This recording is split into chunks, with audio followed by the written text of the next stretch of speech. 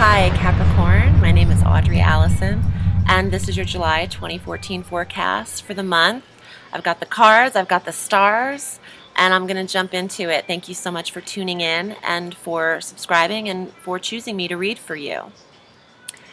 On July 1st, Mercury goes direct. Yay!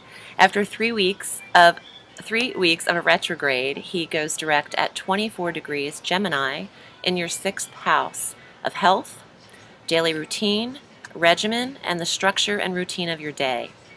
This is great because Mercury is the planet of communication and study and the intellect and the mind and local travel and even siblings. Having him direct in the 6th, and he makes a few transits this month actually, right into Cancer and Leo by the end of the month, but starting in the 6th, this is great for any checkups that you have to get done. He'll officially clear his shadow after the 4th of July holiday on the 6th or 7th. So wait until that week. Schedule all of your appointments, Cap. You know, you rule the teeth and the spine. So the dentist, the chiropractor, it's all great. You know, you're getting your paperwork handled for the year. You know, your health insurance picked out. Things are good in the health sector with Mercury direct there for you.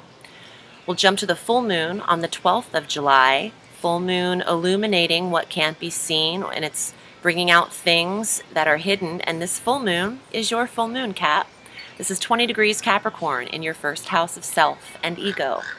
So this is a great time to take a look inward and reflect on the self, and maybe even spend that day on your own to let the self, so you can hear the self and figure out what it is that you need in this whole year, in the whole solar and lunar year for you. This is your full moon of the year. So it's not really about making intentions on the full moon. That's about the new moon, so that it can be picked up and brought to the full as the moon waxes. However, you do want to keep a look and your eye open at the people around you and the circumstances around you, because things can be brought to the light on a full moon, and also things can come to an end on the full moon. You might actually give up something, give up a habit or a vice of some sort near the full moon. On the 13th of July, the next day, Mercury makes his next transit into Cancer, your polar opposite. This is your 7th house of soulmates, relationships, business partnerships, marriages. So Mercury, again, the planet of expression and communication in your 7th house. For those of you single, this is an amazing time for online dating because you're communicating well. It affects computers and technologies, Mercury, and you're analytical. You'd probably decipher the correct partners at this time if you're single and you wanted to try online dating, or if you've already tried it and it's been a nightmare like it has for me, then it might not be such a nightmare right now. So this is a good thing. Also, those of you in relationships, you're communicating better with the loved one. You're expressing yourself in your marriage. You could sign contracts and negotiations forms at that time too, with Mercury there. On the 16th, this is the transit we've all been waiting for in some form or another, Jupiter making his annual transit out of Cancer on the 16th of July into Leo. Yay! Okay, this is in your 8th house. So Jupiter will be in your 8th house from July 16th until August 11th of 2015. So this is a 13-month stay for Jupiter. I'll also be writing an article about this on my website at audreyallison.com, and I'll be doing horoscopes as well for this transit there. So don't forget to check that out. But what this is going to do for you is pretty magnificent, as Jupiter is magnificent himself. He is the planet of expansion, growth, opulence, luck, abundance. The 8th house is the house of sex, shared resources, inheritances, wills, taxes, estates, property, loans, insurances, also death. However, Jupiter's not bringing you luck in the death area. It's not like, you know, people are hoping people pass away. That's ridiculous. This is more about shared resources. Those of you wanting to expand businesses, looking for loans, for banking, entrepreneurs that want to start their own businesses, people looking for investors. This is happening for 13 months. Jupiter will not steer you wrong. As long as you put yourself out there and be social, this is all coming to you. And I definitely am channeling this information right now. My hands get a little shaky. So just keep your eyes open. This is definitely an amazing transit. You'll find that for those of you who need clients, for those of you who wanted support in the workforce but didn't know where to turn, it's all going to be illuminated through this transit. You could partner up and go into business with someone, or go into a successful investor for people who looking for inventions, and just all sorts of magic for shared resources and all sorts of possibilities for you, Capricorn. So, and this is just the tip of the iceberg with where the 8th house is hit, because eventually in this month of July, the sun on the 22nd enters Leo as well in this 8th house. So you'll have Jupiter and the sun. The new moon on the 26th of July is at 3 degrees Leo in this 8th house. That's 3 of them, the new moon, the sun, and Jupiter. And on the 31st of July, Mercury enters Leo in the 8th house. Jeez Louise. The planet of communication, the sun, God, Apollo, the moon, the goddess, Jupiter, the planet of luck, all in the 8th house. This is amazing. Okay, now we know moons transit every 2.5 days, so it's not like it just always remains that way. But, you know, this is really the month. If you are looking to really be sharing your finances and getting people to support you, this is it. Because you've got these planets, Jupiter, you know, won't be here for another 12 years. So dig in, dig your heels in, and make the calls, and reach out. Phone calls, ads in the newspapers and online, because you're going to be able to communicate readily in that area too and be heard, interpreted with Mercury direct, well received, and you're writing very well and you're coming across very well and you're being understood. So you're drawing in the resources that you need in order to be successful and happy. So giddy up. I mean, this is great.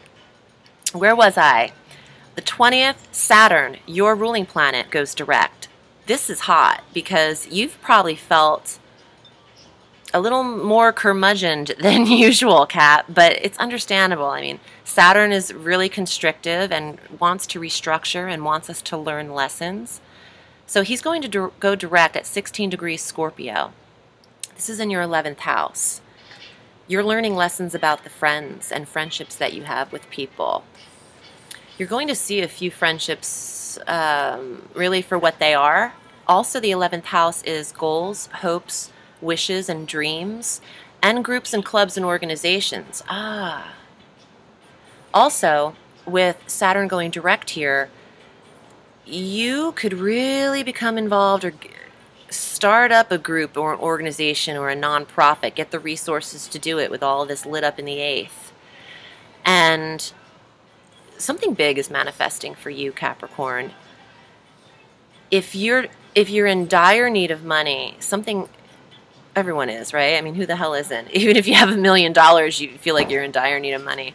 So that was a little ridiculous, but the fact is you're going to accrue it and you're going to get the right people on board. That's important. The right connections. That's what this month is about, and it's also really manifesting through August 11th of 2015. Something big will accrue in that period of time. Uranus retrogrades on the 21st of July, where he's been stationed in Aries for quite a while. He retrogrades there at 16 degrees in the 4th house of home.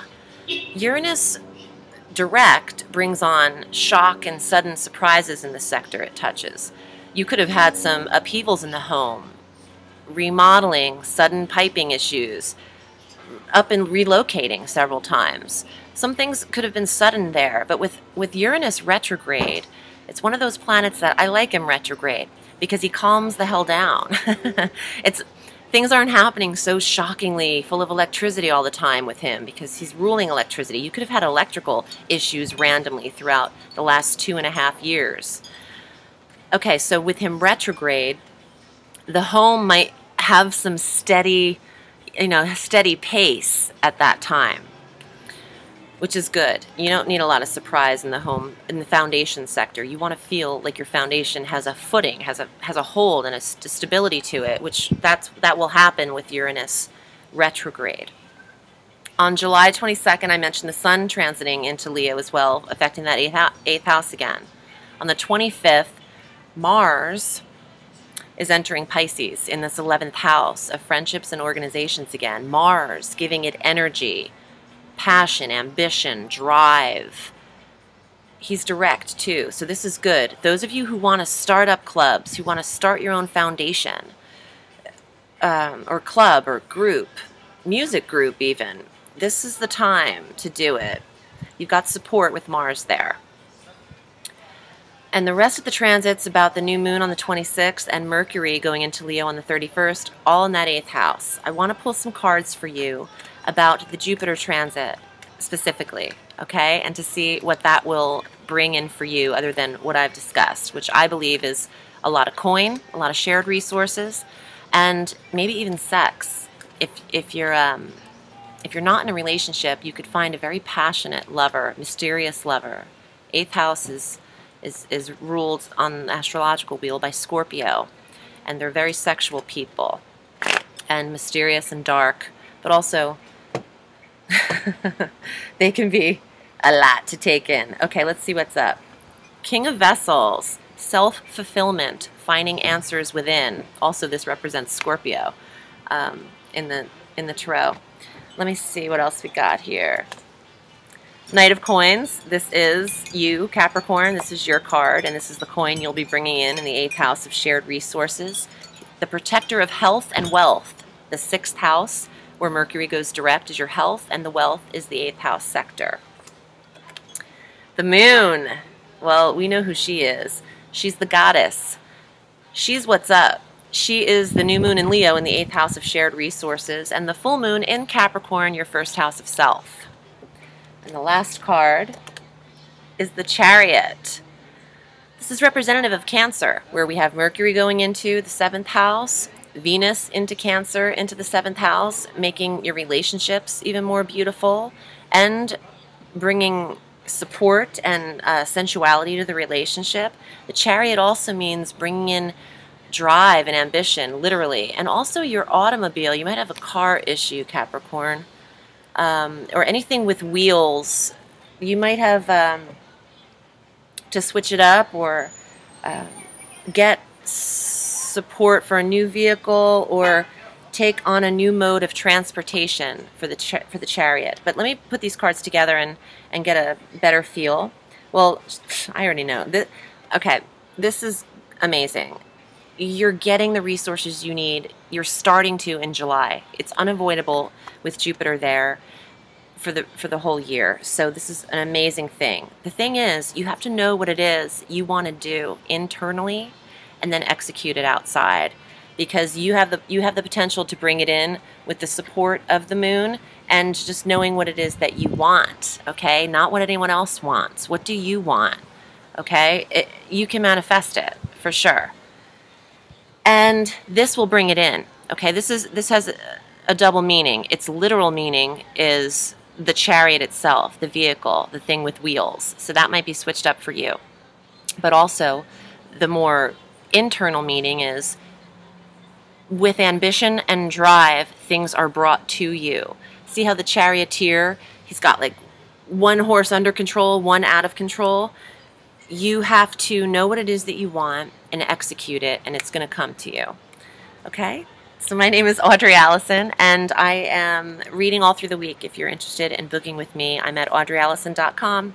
Have a beautiful July, Cap, and I will see you next month. Have a sweet day. Bye.